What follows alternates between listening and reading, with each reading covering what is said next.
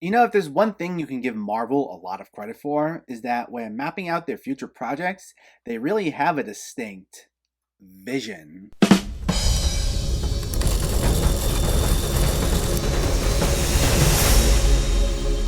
What's going on, everyone? Welcome back to my channel. Now that all 9 episodes of WandaVision are out, today we're going to stop and talk about the show as a whole. So let me know in the comments what your thoughts on this were, if you already saw it, if you were excited for it, if you weren't planning on seeing it, let me know so we can discuss. Also, make sure to hit that thumbs up button if you like these reviews, as it helps me out immensely by getting my channel out there and growing the community. And if you are new here, I hope you consider hitting that subscribe button so you can stay up to date with reviews of new releases, older films, hidden gems, and so much more on a near daily basis. But let's not waste any more time and let's talk about WandaVision. This stars Elizabeth Olsen and Paul Bettany, reprising their roles as Wanda Maximoff and Vision, and it blends the style of classic sitcoms with the MCU, in which Wanda and Vision begin to suspect that everything is not as it seems. So, for the record, before we begin, since the show's over, and I know it did record numbers in terms of views, I assume most of you watching this video have already seen the show in its entirety by now. So, this will be filled completely with spoilers, as I'm going to briefly go through each and every episode and give my general feelings on each of them. So, if you haven't seen WandaVision yet, and you want to know nothing, go watch that, then come back to this video. So, that's your spoiler warning. But anyway, here we go. So, while WandaVision is not the first television series from the MCU, this is the first time one of the shows directly played into the events of the overall MCU picture. Shows on ABC like Agents of S.H.I.E.L.D. and Agent Carter, along with the Netflix series like Daredevil and The Punisher, technically were part of the MCU and would make the occasional references to events going on in the movies, but they mostly operated on their own, and you didn't need to watch them in order to understand everything else going on in the MCU, and vice versa. WandaVision, along with upcoming shows like Loki and Falcon and Winter Soldier, are listed as part of Phase 4 of the MCU, with direct ties to events in the movies, and this seems to be the path Marvel's going with as far as their shows moving forward. And what made WandaVision so much fun to watch right from the start was that it was unlike anything else the MCU had to offer up until this point. While it eventually morphed into more of a distinct MCU project towards the end, which we'll get into, it didn't start off with the exact same MCU formula or necessarily play into any of the classic elements we've all come to love. Though it also confounded people at first. The general vibe I got when the first 2 episodes aired was that everyone seemed interested and they knew it would lead to something much bigger, but they just weren't sure what it was going to be just yet. And even I had some of those same thoughts more or less. The first few episodes play out almost exactly like standard sitcoms, with very minimal references to anything outside of that format. The first episode replicated a 1950s sitcom in the style of I Love Lucy, with 60s influences like the Dick Van Dyke Show, and the second episode was strictly like a 1960s sitcom, most notably in the styles of Bewitched and I Dream of Jeannie. Now, while most of my childhood consisted of watching shows on Cartoon Network, Kids WB, and Nickelodeon, I was also introduced to a lot of these older sitcoms as well growing up, and I'd catch a lot of these shows on Nick at Night and TV Land. I didn't watch them all religiously or anything, but I've seen my fair share of episodes, and I still have a fondness for some of them to this day, as I've always loved older comedy in general. So while I wasn't quite sure where we were going with this show at first, at the very least I did appreciate all the tributes to classic sitcoms that this show had. The first 2 episodes were shown in black and white, with a multi-camera setup and a laugh track, with the show actually being filmed before a live studio audience, and we even got commercials halfway through advertising a product similar to whatever was popular at the time. You'd see Vision working in an office and getting into misunderstandings there, while Wanda played the part of a stay-at-home wife that we'd see in these sort of shows, and the fact they had powers was played for laughs within this world as some sort of quirk. Plus you had Hahn as your typical nosy neighbor Agnes. More on her later. These played out like your average standalone episodes of a sitcom from this time, but those brief moments would signal some things totally out of the ordinary. In the first episode, Vision's boss comes over for dinner and he begins choking, and then the sitcom act would be dropped and we get tracking shots closing in on the actors' faces where Wanda tells Vision to use his powers to save him, and the lighting would get darker to signal this is a truly high-stakes moment, unlike a sitcom, but then it would return to normal once he saved them, though we'd also see someone was watching this play out on a TV at the end. And in the second episode, while it's still filmed in black and white, there were brief moments of color thrown in there, which would throw Wanda off. There's also a moment a voice calls out to her specifically over the radio, and it distracts her at one point while talking to a friend before snapping out of it. And then at the end of the episode, Wanda becomes noticeably pregnant before the episode ends with the world changing from black and white to completely in color. So by the end of the second episode, we knew something was up, but we still barely got anything that really told us what the main point of the show was going to be. Like, there was a mystery, but the main story still wasn't abundantly clear. And I think this is something that only Marvel and maybe a select few filmmakers or famous showrunners can get away with at this point. In the age where we're getting hit with a ton of new shows on all these different channels and streaming services, we now almost demand for them to immediately get our interest, like right away, at least to make it clear what the hook's going to be within the first episode or two. The fact that Marvel managed to not really give away what this show is ultimately going about for a number of episodes, and people still tune in for more, I think that really speaks wonders for the trust Marvel has built with its audience over the years. From episode 3 onwards, the show transitioned to color, and episode 3 itself was the first major turning point in the show. It mostly played out like the first 2 episodes, though now replicating the style of a 70s sitcom like The Brady Bunch, though now Wanda's mysterious pregnancy has fast-tracked where she manages to give birth to twins by the end of the episode. But then we got our first concrete connection to a bigger picture. In the second episode, we got introduced to a neighbor named Geraldine, played by Teyonah Parris, who seemed just like any of the other neighbors in town, which is called Westview, and she pals around with Wanda for both episodes 2 and 3, but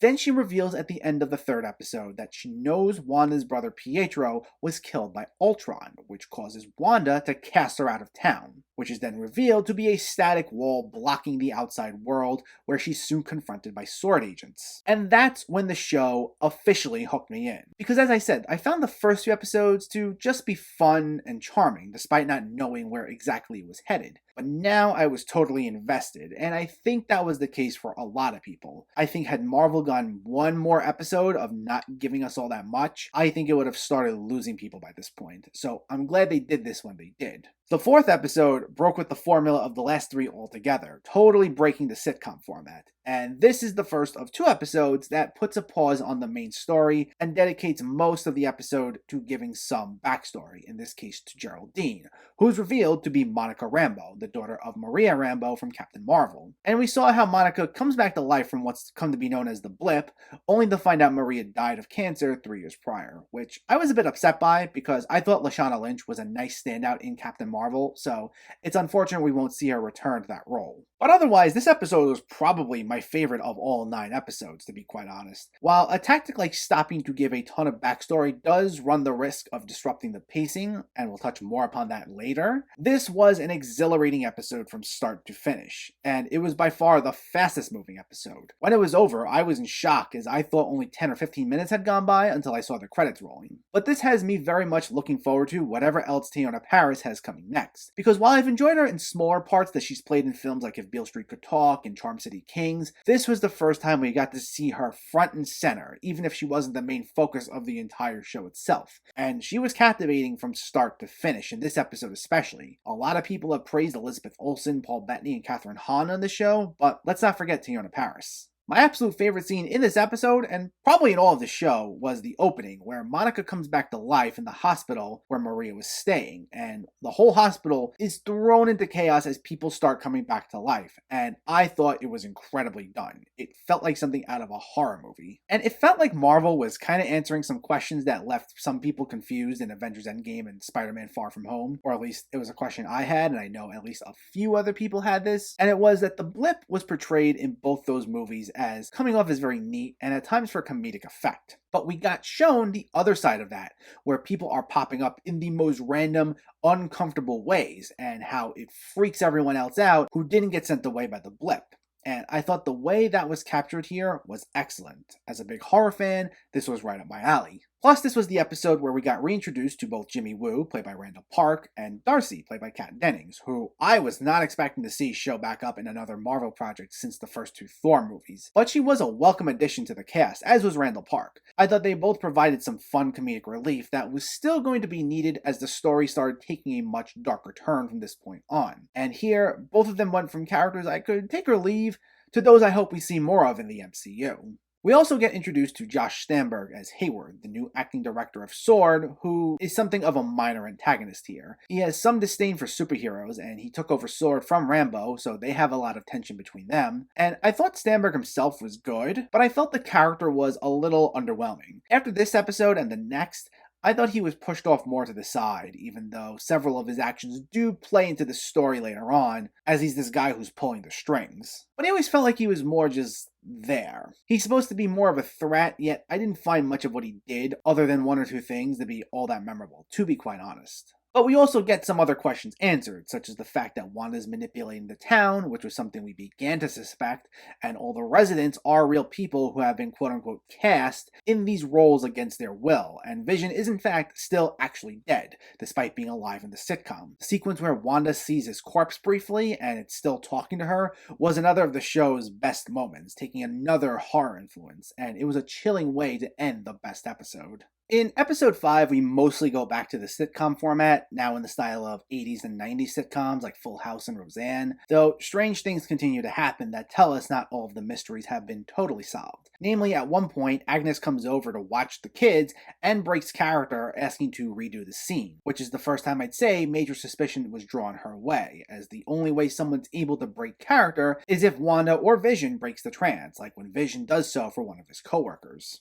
And in the meantime, we now cut back and forth between the sitcom world and the real world, with Monica, Jimmy, and Darcy arguing with Hayward over Wanda's intentions. And I'd say this was probably my second favorite episode of the show. Particularly what got me was when Vision confronts Wanda towards the end in what's probably one of the tensest moments in the entire show, which is then followed by the introduction of Evan Peters as supposedly a recast of Wanda's deceased brother Pietro. More on him later, but I will say this was an overall great addition to the cast, and I do appreciate Marvel referencing one of the more beloved characters in Fox's X-Men franchise, which, despite its tendency to be wildly hit and miss, I still enjoyed overall. Episode 6 is another sitcom-heavy episode, this time done in the style of shows in the late 90s and early 2000s like Malcolm in the Middle. So from here on out, the laugh track is dropped, as it was in those shows, and while this mainly focuses on Wanda questioning the new Pietro about how he's here, why he looks different, and why he sounds different, there is also more of a focus on the twins as well, as this is supposed to be the family's first Halloween together. You know, since the twins were born and then became 10 years old in a matter of days. Also, this wasn't said, but with the heavier focus on the twins here, and because of the time period, it also reminded me of shows from family sitcoms from that time as well that also focused on twins, like Sister Sister and The Sweet Life of Zack and Cody. I don't think that was ever necessarily a trend in TV shows, nor am I aware of these being a direct influence on this episode, but those particularly stuck out with me, along with how the 90s focused on kids trying to be cool. Like, go watch commercials from that time, you'll know exactly what I mean. A lot of the same vibes here. These iterations of the kids really felt like the show was making fun of sitcoms and commercials that tried focusing on how cool they can be. The episode eventually broke away from the sitcom format towards the end, with another moment drawing suspicion to Agnes, when Vision confronts her and she reveals he's really dead, as well as the ending scene in which Vision tries escaping this town, causing Wanda to expand the wall and capture Darcy, along with bringing Vision back into Westview. Episode 7 is the final one to replicate a full-on sitcom format, going for a late 2000s setting, and especially parodying Modern Family, with Olsen giving a performance very similar to Julie Bowen as Claire Dunphy, talking into the camera in cutaways, which was a big highlight for me. Now, I thought the episode itself was mostly fine, as it was mainly just characters regrouping after Wanda expanded Westview. Vision meets up with Darcy and breaks her free of Wanda's control, and then amends her, while Monica makes her way back into Westview. But the best part of this episode was the twist that I'm sure everyone suspected was true in some form or another, that it was Agatha all along. Agnes is revealed to be a witch named Agatha Harkness, and she's been controlling parts of the show from the beginning, and then in a mid-credit scene, Pietro captures Monica. I thought the reveal was pretty well done for Agatha. I'm not going to say I was blown away by it, as there was mostly a suspicion from a few episodes ago that there wasn't something right with this character. She seemed to be one major constant in each episode, blending in much easier to the new surroundings than everyone else, and we knew there had to be something more to the story than simply Wanda controlling everyone and everything. I'm sure a lot of us weren't sure exactly what role Agnes truly played, but we knew it had to be something. So I wouldn't say the reveal felt predictable, but I also wouldn't say my mind was totally blown by the reveal. It was still well done though, to be totally clear, and the song at the end was great. Episode 8 was okay. It's another backstory-heavy episode showing us both Agatha's history as well as how Wanda exactly constructed the sitcom world, which we do see is not totally out of nowhere considering she had a love of classic sitcoms herself growing up. And as a child, we see her watch all the sitcoms that were referenced throughout other episodes, including The Dick Van Dyke Show, Bewitched, I Love Lucy, and The Brady Bunch, among others. So to be honest, I was a bit mixed on this episode. I'd say the backstory was necessary to give us a little more emotional depth. I'd just say that considering this was the second to last episode and there was still so much going on in the present, shifting gears to an episode that was like 98% a flashback kind of disrupted the pacing of it. I mean, it was still pretty emotional. Elizabeth Olsen gave a great performance all throughout this. It's just, I wouldn't say it reached the exact same heights as, say, episode 4. Because that episode answered a lot of questions that were up until that point a mystery. This episode just showed us stuff that we already knew, now with just some visual context. Like, we knew Wanda was controlling Westview, and we knew parts about her and Pietro's backstory. All we're getting now is just that played out, with a little more added in. I think I'd have less of a problem with it if it wasn't placed so late in the show. The stakes had gradually increased by the end of episode 7, and now this kind of pumped the brakes on everything other than at the beginning and at the end. The most intriguing part to me was the mid-credit sequence where we get introduced to the White Vision, and more on him in a moment, but if this was a show I was binging, maybe I'd feel a little differently towards this episode. I know some people loved it, but for me, when we're getting into the home stretch, a very supplementary episode filled with flashbacks giving us some information we already knew felt underwhelming. And I'd say this was my least favorite episode of the show. The finale was a slight improvement over episode 8, but that wasn't one I loved either, to be honest. I thought it was mostly good, but the way some of the loose ends tied together, I wasn't crazy about. Like, you have Hayward getting detained and arrested for his part in trying to kill everyone, but he felt like an afterthought, so there wasn't much emotional satisfaction there. You also had the fight between Vision and White Vision, which was fine up until that point where Vision gives White Vision his memories, and he just flies off after realizing who he is. The reveal of Pietro also being just a guy named Ralph Boner was also a little underwhelming, as this was essentially just Marvel trolling us. And I mean, I know there were some theories as to whether or not this truly was Pietro. I wasn't even sure myself, and I'm not upset that he didn't turn out to be this one specific fan theory, as I'm not someone who generally gets upset because fan theories weren't honored. Personally, I think that's a dumb reason not to like a movie or a show. I don't even know if it's the fact that he was revealed to be a nobody. It's just, for the show to build him up and ask us to get invested in him, and then do this reveal so nonchalantly as if it was nothing,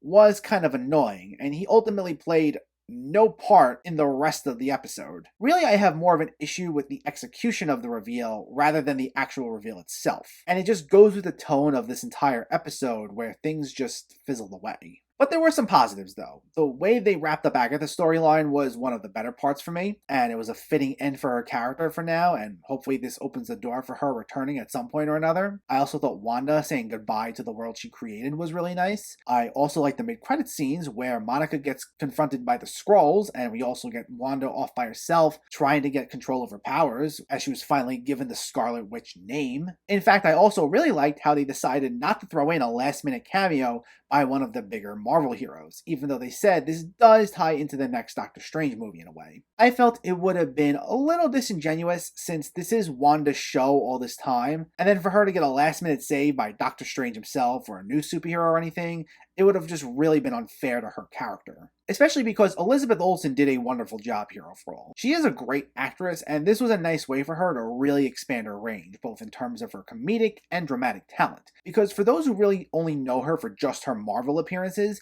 she's actually really talented, even in movies that I wouldn't necessarily say I loved. Films such as Ingrid Goes West, Wind River, and her very first film, Martha Marcy May Marlene, all solid films by the way, showcase just how great she can truly be, and because she's mostly been in supporting roles during her time in Marvel, we haven't gotten too many opportunities there to see her really show off her true acting capabilities with this character. Paul Bettany was also great here, and I'm hoping this marks something of a comeback for the guy between this and last year's Uncle Frank on Amazon Prime, as I feel he's kind of just been there for the last few years or so. I mean, he's done these Marvel movies and he did Solo in 2018, but these last two roles I just mentioned were the first times in a while where we got to see how great he can actually be, so I hope we'll see more of him soon. And Catherine Hahn was the nicest surprise here, as this is the first time we really got to see her break out of her comfort zone. I mean, I know she's done some dramatic work before, but mostly in very small supporting roles, and we mainly just know her from her comedic roles. So this is the first time we got her front and center at something that also allowed her to expand her acting range. So I'm hoping this will be the beginning of a new path for her as well. So, WandaVision had its ups and downs. I think it ended a little weaker than it began, but I'd say it's still a really good time overall. What sold it for me was all the tributes to classic sitcoms from all eras, as I'm someone who did enjoy a lot of those shows that it referenced. It's not perfect by any means, but when it reached its emotional heights, it soared. It's anchored by strong performances from Elizabeth Olsen, Paul Bettany, Teyonah Parris, and Catherine Hahn, and has so many bursts of creative moments that it's certainly worth seeing. WandaVision gets an 8 out of 10. So I do plan on covering each of the other miniseries in the MCU, like Falcon and Winter Soldier, Loki, and so on. Probably in the same style, just wait till the show's over and then talk about the show as a whole. And maybe I'll do some more TV reviews as well in addition to these, so we'll see. Let me know though, did you see WandaVision, or are you planning to see it, and what were your thoughts? Was this one of your favorite MCU related projects? Are you looking forward to more shows from them? Let me know in the comments below so we can discuss. Also, if you enjoyed this video, please like it and share it, and for more movie reviews and film discussion, please make sure to hit that subscribe button to stay updated. Thanks for watching everyone, and keep having fun with film.